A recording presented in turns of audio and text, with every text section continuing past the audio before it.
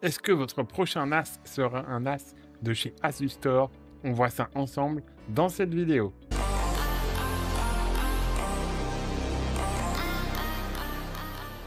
Coucou tout le monde! Ma vidéo sur les NAS Ugreen il y a quelques semaines a rencontré un grand succès.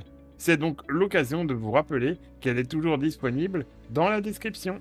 À la suite de celle-ci, j'ai donc décidé de vous faire une vidéo pour chaque grande marque de NAS et aujourd'hui on va se concentrer sur les NAS de chez Asus Store. Dans les prochaines semaines, je ferai une vidéo sur TerraMaster, une vidéo sur QNAP et peut-être même une vidéo sur les NAS de chez Synology. Non! Non! Non! Pas ça! Non! Non! Non! Non!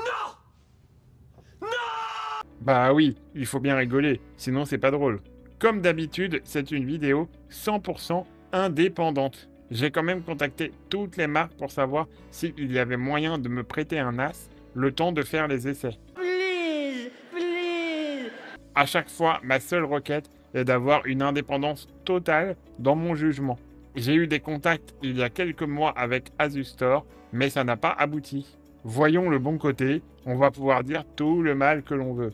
C'est de la merde. Mais non, je plaisante. En plus, je suis globalement positif sur Asus Store et je vous en avais déjà parlé dans ma vidéo Quel NAS choisir en 2025 que vous pouvez là aussi retrouver dans la description. Asus Store est une filiale d'Asus créée en 2011 pour investir le marché des NAS. Les locaux de la société sont basés à Taipei, Taïwan, exactement comme Synology. Quand on se connecte sur le site internet, on se rend compte tout de suite que la cible principale d'Asus Store, c'est, contrairement à beaucoup d'autres marques spécialisées dans les NAS, le grand public. Il y a évidemment quand même des modèles réservés aux professionnels, mais ici, comme dans toutes mes autres vidéos, on va s'attarder sur les modèles grand public. Ils ont 3 gammes de produits accessibles pour un usage personnel. Les Drive Store, les Nimbus Store et les Locker Store. Je ne vais pas m'attarder sur les Locker Store parce qu'ils sont quand même à un prix très élevé. On les trouve à partir de 1000 € sans disque dur. Combien? Je ne considère donc pas que ce sont des produits vraiment adaptés au grand public. Je vous mets quand même les liens dans la description. Ils sont parfaits pour un usage un peu plus professionnel. Si vous avez pour projet d'en acheter un, n'hésitez pas à passer par ces liens. C'est un bon moyen de soutenir la chaîne. Je vous mets aussi dans la description une vidéo de Hugo Fortier qui a testé un Locker Store et qui en fait un avis globalement très positif. Un autre bon moyen de soutenir la chaîne, c'est évidemment de vous abonner et en plus, c'est totalement gratuit. Un immense merci à ceux qui le feront. Pour continuer, les modèles Drive Store sont les modèles d'entrée de gamme de chez Asus Store et j'aurais tendance à vous les déconseiller. Leur prix défie toute concurrence puisqu'on trouve même le modèle 4B en dessous des 360 €, mais pour ce prix, il y a beaucoup trop de concessions à faire.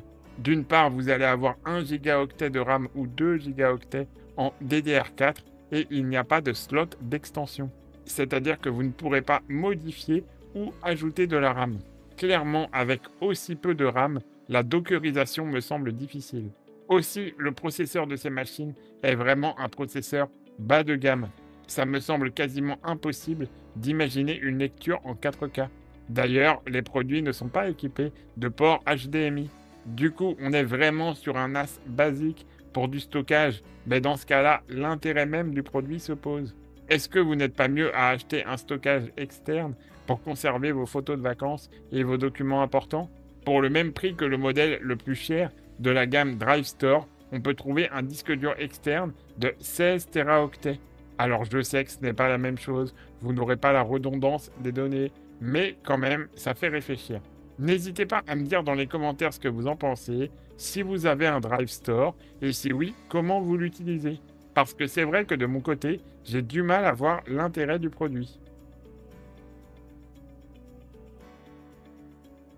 Du coup, on passe à la gamme Nimbus Store, qui est pour moi la plus intéressante de la marque. C'est d'ailleurs cette gamme que je vous avais conseillé dans ma vidéo en début d'année. Les modèles AS5402T en 2B et AS5404T en 4B sont les deux modèles les plus récents. Leur configuration est quasiment identique et elle est très intéressante. En plus des disques durs, ils ont 4 slots pour mettre des SSD NVMe. Ils sont équipés de 3 ports USB 3.2, de 2 ports Ethernet à 2,5 gigabits par seconde et d'un port HDMI. Je le précise tout de suite, mais le port HDMI a une vraie utilité car, grâce à Asus Store Portal, comme vous pouvez le voir, vous allez pouvoir utiliser Netflix, Spotify ou encore Disney+ directement sur votre télé et le NAS. Vous pourrez aussi évidemment visionner toute votre bibliothèque de films. Au niveau de la RAM, on est sur 4 Go en DDR4, mais cette fois-ci, il y a bien des slots d'extension et vous aurez la possibilité de pousser jusqu'à 16 Go. Pour le processeur, on est sur un Intel Celeron N5105. Comme toujours, on n'est pas sur un foudre de guerre, mais ce sera largement suffisant pour vos lectures sur un lecteur multimédia complexe. Qu'en est-il du prix ? On peut trouver le modèle 2 baies autour de 350 € et le modèle 4 baies autour de 550 €. Dernièrement, je trouve que les prix ont un peu augmenté et on le trouve plus généralement autour des 600 €. Si vous avez suivi ma vidéo sur les NAS Ugreen, vous allez me dire que le matériel est moins bon, le processeur notamment, ou encore la RAM qui est seulement en DDR4 pour un prix plus élevé. Mais alors, est-ce qu'il faut jeter les NAS Asus Store à la poubelle ? Surtout pas, car ce qui était un désavantage comparé à Synology en début d'année est clairement un avantage comparé à Ugreen.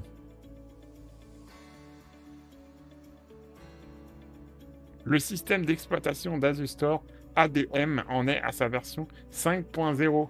Et comme je vous le disais, il existe depuis environ 14 ans et il commence à être réellement abouti. DSM, l'OS de Synology, reste une référence incontestable, mais ADM, dans sa version 5.0, n'a plus grand-chose à lui envier. Sur leur site internet, vous trouverez de multiples tutoriels pour tous vos besoins.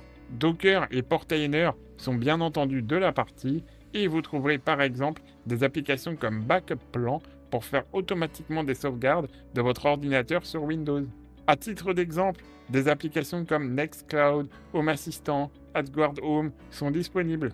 Il y a quelques semaines 25 applications disponibles sur le store des NAS Ugreen et au moment où j'enregistre cette vidéo, du côté de l'App Store de chez Asus Store, on est à plus de 220 applications. C'est absolument incomparable. Côté multimédia, vous ne serez pas perdu non plus puisque toutes les applications phares que l'on a déjà évoquées de nombreuses fois sur la chaîne sont disponibles. L'interface d'ADM est aussi très agréable à utiliser.